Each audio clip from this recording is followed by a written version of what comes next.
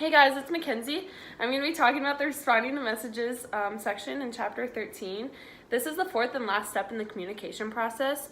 Not all messages do require a response, but with oral communication, the sender often expects a response, and that's kind of what the book explains about responding messages.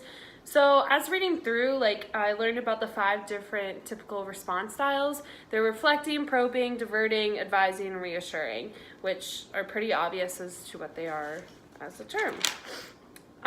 Next, the book talks about how you deal with emotions and emotional intelligence, especially when someone is responding to you. Everybody has their own reasons for their own emotions, so it teaches you to deal with that.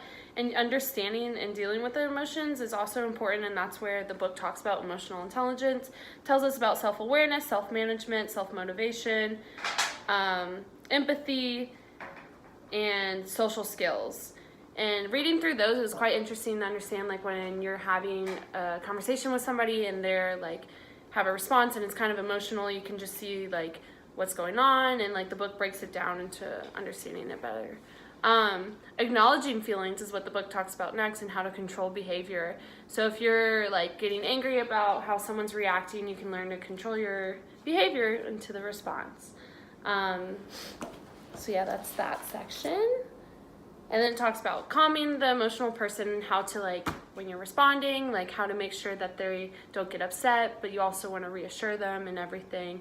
Then compassion and reflective, same thing. You want to reassure them, make sure everything's okay, but you still want to get the correct response out of them, or a decent response.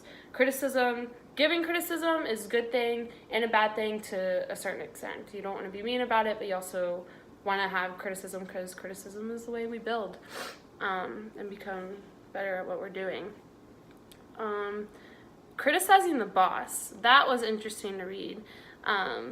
The book says even when bosses ask, they usually don't want to hear personal criticism. If your boss asks you in a meeting for feedback on how good a manager he or she is, or how she can improve, it may say the ideal opportunity to unload your complaints, but in such a situation, the first rule of thumb is to never publicly criticize anyone, especially your boss, even if specifically asked to do so.